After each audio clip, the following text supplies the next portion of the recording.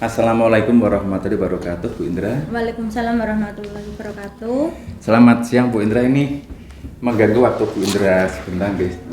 Saya ada perlu mengenai pembuatan proposal tesis, Bu Indra. Jadi saya karena melihat SD 2 Pemotan ini adalah SD yang banyak prestasinya. Jadi setiap lomba, setiap apa prestasinya itu selalu ada. Jadi saya di sini tertarik untuk bagaimana sih manajemen kepala sekolah terhadap program-program sekolah yang dijalankan sehingga prestasinya begitu luar biasa. Cuman Bu Indra nanti di pembicaraan kita kali ini akan fokus di bagaimana Bapak Kepala Sekolah mengimplementasikan dari hasil rapot pendidikan terhadap program-program sekolah. Iya. Tapi sebelumnya nanti Bu Indra mau diperkenalan dulu. Oh iya, perkenalkan nama saya Indra Riaunita. Saya selaku guru kelas 4 di SD Negeri 2 Pamutan. Kelas 4 nggih. Ya, saya guru kelas 4, wali kelas 4. Bu Indra di sini sudah lama di Saya masuk sini mulai tahun 2017 nih. 2017 sampai 2019 itu masih berstatus Wiyata Bakti GTT. Kemudian tahun 2019 alhamdulillah rezeki CPNS penempatan di sini juga. Sampai tahun 25 sekarang. Terus secara umum Bu Indra tentang bagaimana jenengan bertugas di sini, secara umum tentang manajemen kepala sekolahnya gimana? Kalau manajemen kepala sekolah, saya mengalami 2 kepala sekolah sebelum Pak Rifai, yaitu Pak Sugiyar Wahyudi. Kemudian di tahun 19 itu Pak Yudi Purna diganti sama Pak Rifai. Untuk manajemennya sendiri karena beliau berdua adalah personalnya pun berbeda, otomatis cara manajesnya pun kebijakannya pun juga berbeda. Itu. Terus nggih. Sekarang kita lebih fokus ke sekarang kan ada raport pendidikan Bu Indra ya. Yang Ibu Indra ketahui tentang raport pendidikan itu apa? Yang saya ketahui, entah benar entah salah, menurut pemahaman saya raport pendidikan itu hasil dari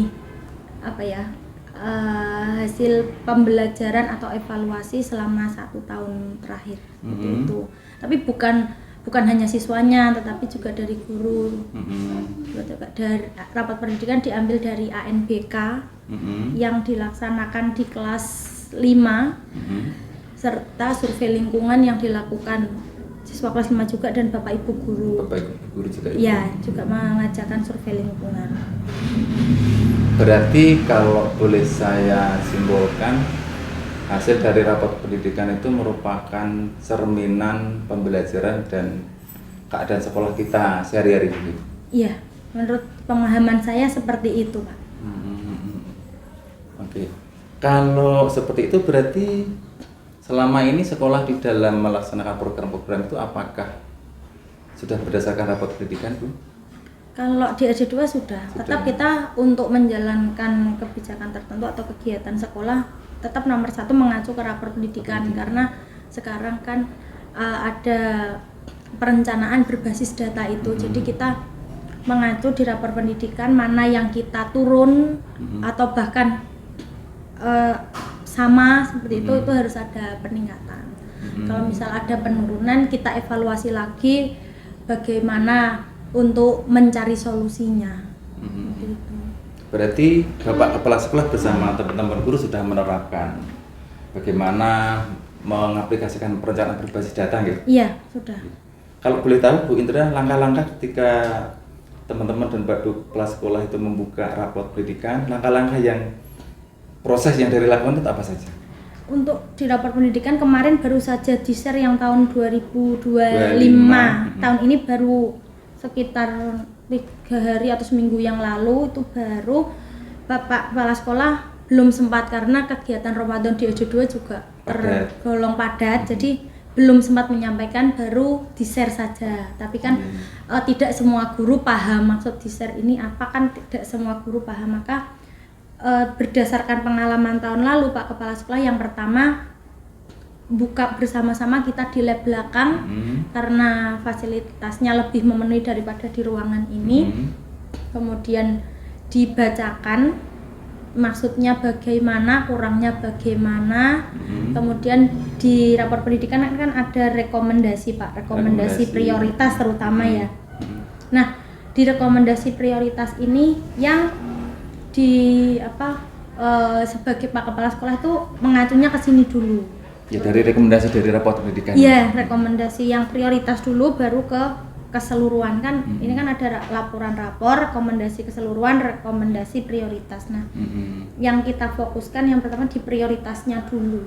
Prioritas nanti baru kita identifikasi untuk kegiatan apa? Iya, kegiatan apa untuk memperbaiki dari hasil rapor pendidikan itu supaya ada peningkatan.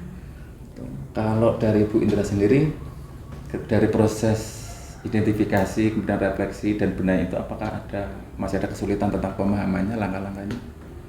Kalau langkah-langkah kesulitan yang saya alami karena saya bukan bendahara BOS ya Pak, jadi saya kan kurang paham pengelolaan dana BOS seperti apa. Jadi tapi untuk kegiatannya itu Pak Kepala Sekolah tetap melibatkan Bapak Ibu guru, semua staf semua juga dilibatkan.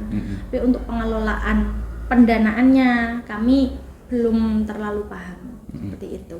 Iya.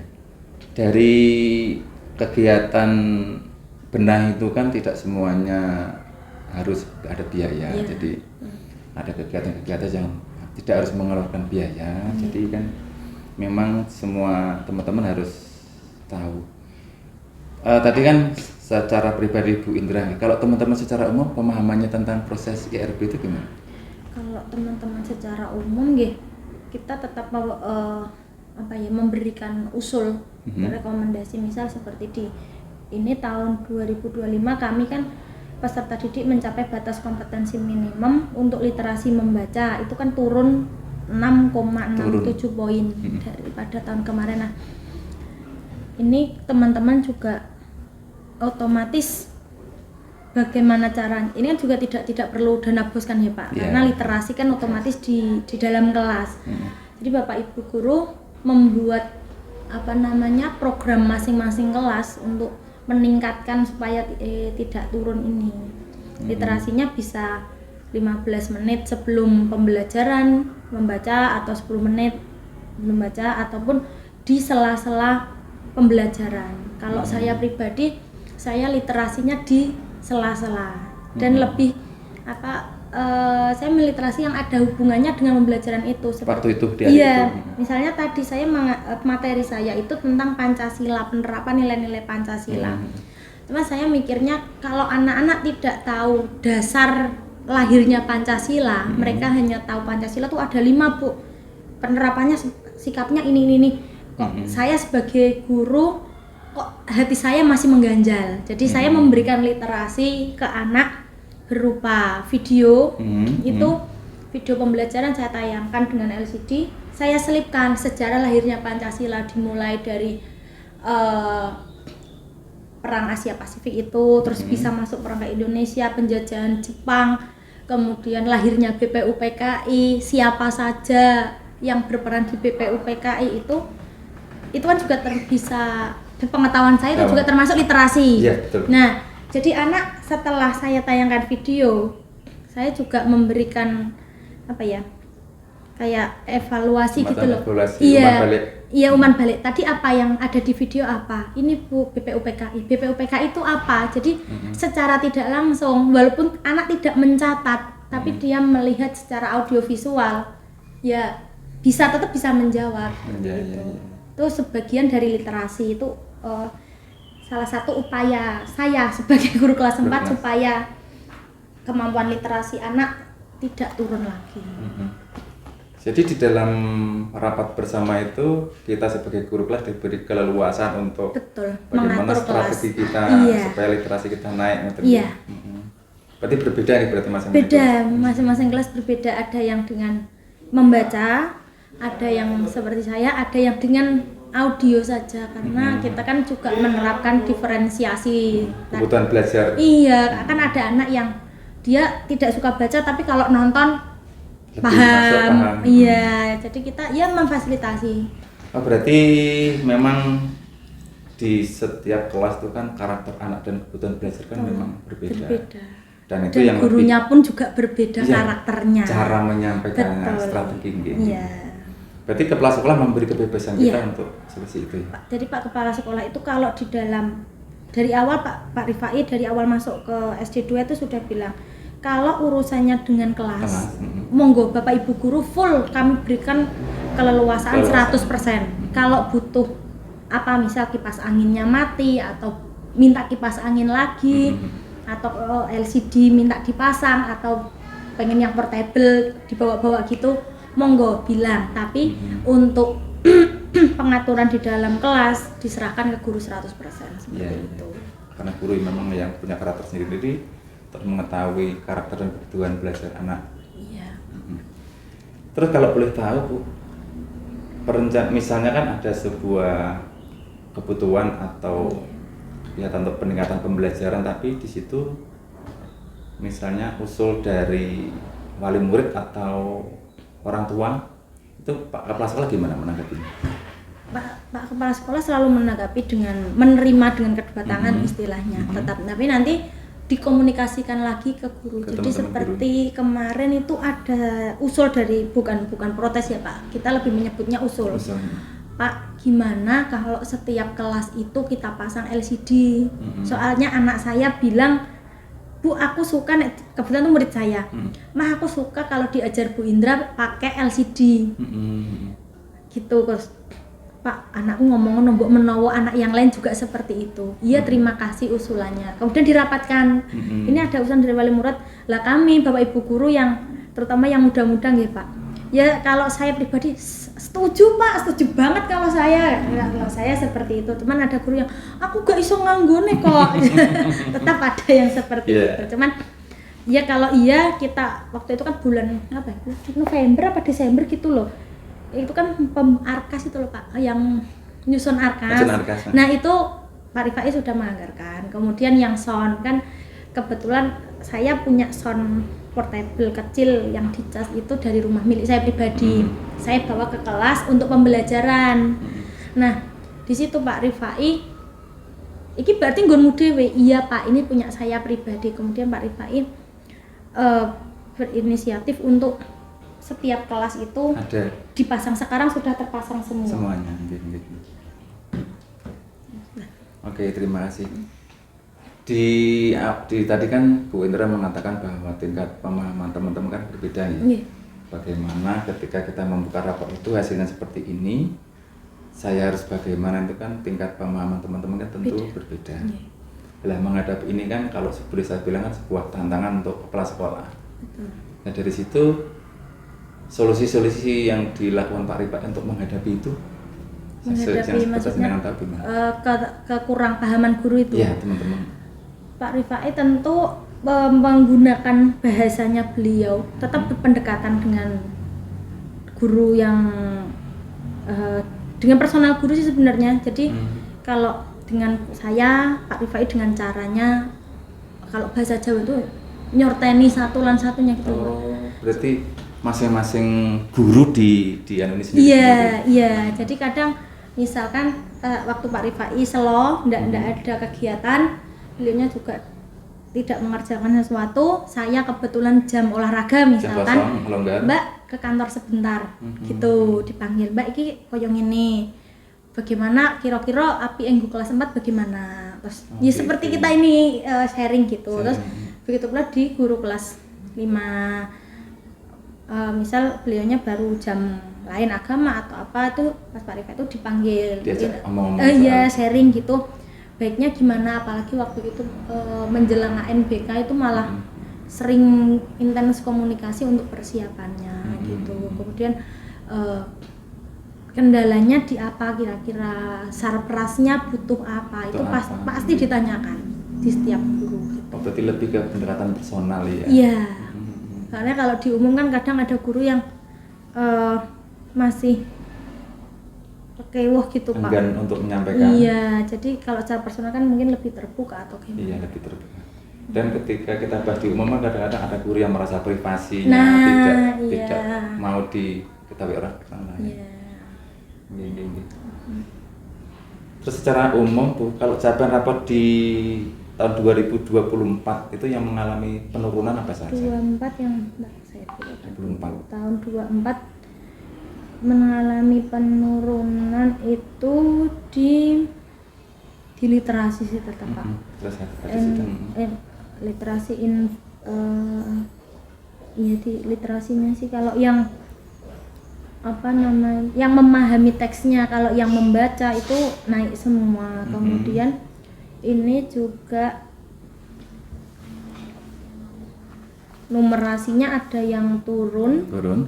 Yang pengaplikasian konsep yang turun. Pengaplikasian konsep. Ya, itu yang numerasi. Kalau yang literasinya yang turun itu menemukan atau mengambil informasi eksplisit pada teks. Itu yang turun. Yang lain naik. Rata-rata naik. Iya. Terus dari segi PTK-nya yang turun itu apa ini? Pengalaman pelatihan PTK. Tuh, sama di PMM dulu kan kelas 24 masih istilahnya masih PMM. Pelatihan mandiri itu ya? Iya, itu masih kurang. Terus saya coba akan menggali tentang ini, pengalaman PTK kan turun Pak. Iya. Dan di PMM kan karena tidak diwajibkan lagi oleh RKH gitu. Jadi kan artinya teman-teman untuk membuka wis enggan. Adakah langkah-langkah dari Pak Kepala Sekolah untuk supaya meningkatkan kompetensi teman-teman guru melatih di dalam kegiatan apa di sekolah? Kalau dari tahun kemarin itu Pak Rifai ada apa sih?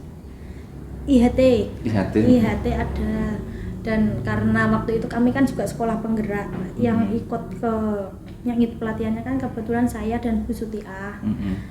Nah, kebetulan kemarin saya juga guru penggerak, jadi lebih sering ke Pak Rifai minta tolong ke saya gitu loh, Mbak, teman-teman buat digini. Cuman karena suatu kendala, kita kan juga banyak sekali kegiatan nih Pak. Apalagi perlombaan, kita alhamdulillah kemarin sampai provinsi itu juga pasti menyita waktu untuk itu. Cuman Pak Rifai untuk mensiasati itu kita sharing juga pengalaman pelatihan. Jadi ini kayaknya pelatihan PTK itu ada siswa yang itu apa di ANPK survei lingkungan belajar yang siswa menilai guru kan ada. Nah, itu ternyata anak tidak paham. Jadi guru hanya memberikan apresiasi kepada anak yang berprestasi. Iya, dijawab iya, padahal kan kami juga walaupun anak yang belum bisa pun dia ada peningkatan, misalkan belum bisa abjad sampai E kok sudah bisa hafal, itu kan juga sebuah peningkatan. Nah, itu perlu kami sebenarnya mengapresiasi, cuman anak itu nggak paham maksudnya. Belum merasa dikasih apresiasi. Iya, mikirnya anak itu apresiasi itu ya hadiah. Berupa barang. Iya, berupa barang. Jadi seperti, wah sip, mas, bagus, sudah ada peningkatan, besok belajar lagi ya, kayak gitu tuh dianggap apa itu bukan apresiasi ya barang, hadiah. Gitu. Terus ada kalau jenengan kan sudah menemukan bahwa pemahaman anak tentang apresiasi itu kan berupa barang. Iya. Apakah sudah berusaha merubah image anak-anak itu? Sudah, saya di kelas sudah sering gitu. Nanti hadiahnya 4 tepuk tangan. Bu, kok nggak hadiah barang? Hadiah itu nggak mesti barang. Kamu pujian itu juga termasuk. Terus anak-anak juga pertama mereka menanggapnya dengan ketawa. Kok tepuk tangan? Kok dibilang hebat? Kok nggak ada yang lain? Itu juga termasuk namanya. Terus saya kasih paham sebentar. Jadi anak-anak umur saya sekarang, misal saya memberi soal di papan tulis, yuk yang berani jawab. Bindra nggak mau nunjuk, pokoknya saya tidak akan menunjuk, jajal supaya kamu berani, saya gitu. Ada yang berani maju betul, malah temennya yang bilang tepuk tangan Bu, betul. Nah, kamu kok tahu nek betul? Aku yang mengerjakan kok Bu, jawabanku sama lah. Kok gak maju kenapa? Malu. Nah, besok nggak boleh malu ya, nyoba gak popo gantian. Saya di kelas saya seperti itu. Ya sudah, kalau di kelas 4 sudah tertanam hadiahnya mesti barang ya. Memang kita sendiri juga itu, teman-teman guru itu kan hadiah kan memang identik dengan barang. Terus lagi yang perlu kita pahamkan lagi ke anak-anak itu bahwa hukum anak melakukan kesalahan kan harus kita hukum. Dan rata-rata kekerasan fisik, ya kan. Padahal kan bagaimana kita membetulkan tingkah laku anak itu kan tidak harus dengan cara-cara menghukum, dengan cara-cara yang bagaimana anak itu sadar kemudian berusaha memperbaiki kesalahannya. Itu memang perlu kita bersama-sama pahamkan kepada teman-teman guru. Terus harapan Mbak, harapan selama ini saya simpulkan kan Pak Kepala Sekolah sudah dalam merencanakan sebuah program, baik itu program yang ada hubungannya dengan program sekolah dan ada implikasinya dengan biaya, itu kan memang sudah dari rapor pendidikan, dan itu proses identifikasi, refleksi dan benahi kan memang sudah bersama-sama dibicarakan dengan teman-teman. Harapan ke depan Mbak, karena kan walaupun bagaimana kan di 2024 itu ada yang perlu kita perbaiki, dan sekarang 2025 juga ada penurunan. Itu ke depan kalau menurut Bu Indra, kepala sekolah itu harus gimana sih? Kalau menurut saya kepala sekolah tetap melaksanakan pembinaan kepada Bapak Ibu guru itu tetap. Jadi supaya yang turun ini tuh ada kenaikan lagi, walaupun tidak langsung sempurna 100 gitu, enggak, walaupun sedikit supaya ada peningkatan gitu. Pembinaan secara personal, kemudian dalam rapat Dewan Guru juga lebih selain membahas tentang informasi dinas, itu juga membahas capaian dari bukan capaian dari hasil pembelajaran. Jadi misal anak kan setiap rapat kan ditanya kelas 4 ada masalah apa.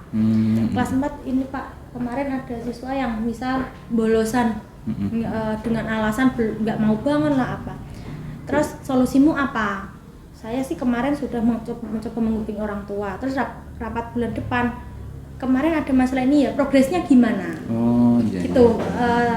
Menanyakan progresnya, apalagi kalau misalnya musim-musim perlombaan. Musim-musim perlombaan pasti Pak Rifai melakukan pendampingan juga, walaupun bukan sebagai pelatih tapi tetap ikut mendampingi dalam berlatih. Iya, jadi sarpras yang dibutuhkan apalagi. Dukungannya butuh dukungan apa saja. Berarti dari awal perencanaan kita sudah di dalam kondisi yang nyaman Bu ya, karena dari bagaimana kita menemukan sebuah masalah, diajak mengidentifikasi bagaimana menyelesaikan masalah. Sesudah kita kesepakati sini kegiatan apa, terus beliau memantau pelaksanaannya. Iya, kalau Pak Rifai seperti itu. Kalau boleh secara garis besar Mbak, ini tahun 2025 saja lah yang barusan ini, kira-kira prestasi anak-anak yang kita dapat kalau secara garis besar saja. 2024 baru 3 bulan ini, kami memang belum ada yang perlombaan Pak. Yang perlombaan kami belum ada. Tapi kalau di 2024 insya Allah kami banyak nih. Pernah sampai ke provinsi juga? Pernah. MAPSI kita mewakilkan 1 sampai ke tingkat provinsi. Cabang lombanya Tiki Putri. Kalau FTBI kemarin sampai provinsi itu Sesorah Putra sama Nulis Cerkak Putra. Itu sampai provinsi semua. Kalau dari prestasi sekolah, saya dengar SD 2 ini adalah SD Adiwiyata dan sekolah penggerak. Betul. Berarti lengkap ini Bu. Jadi dari bagaimana kepala sekolah mengimplementasikan rapor pendidikan, ditindaklanjuti dengan kegiatan, dipantau perkembangannya, kemudian dari teman-teman guru juga ada yang guru penggerak, sekolah juga sekolah penggerak. Iya. Berarti apa yang membuat saya bertanya besar tentang bagaimana sih kok SD 2 itu prestasinya seperti itu, memang semuanya utamanya peran dari kepala sekolah memang sudah mendukung gitu. Iya, mendukung sekali. Terima kasih Bu Indra, itu adalah wawancara awal kita. Nanti pada penelitian saya yang lebih detail nanti saya akan meminta waktunya lagi untuk kita Siap. berbincang-bincang. Siap, Pak. Ya, terima kasih Mbak Indra atas waktunya. Sama-sama Pak. Mohon maaf kalau jawaban saya mungkin agak kurang kurang serak di nanti di Pak Sudadi aturannya bagaimana, monggo semoga sukses. Saya cuma bisa mendoakan semoga tesisnya sukses, lancar dan cepat selesai. Amin, amin, amin. Kalau ini kita tidak ada salah dan benar, bahkan bagaimana jenengan memahami pola kelas sekolah dalam implementasi kan, jadi tidak ada yang salah. Ini kita kan meneliti, jadi kan ketika kepala sekolah mengatakan A, kemudian jenengan mengatakan beda, misalnya kan itu kan ada semacam bagaimana saya mempelajari itu. Kalau memang pernyataan itu betul, berarti kan memang saya membuat penelitiannya terlalu mudah nanti. Kan tidak ada tantangan nanti. Ya oke, makasih Mbak Indra atas waktunya.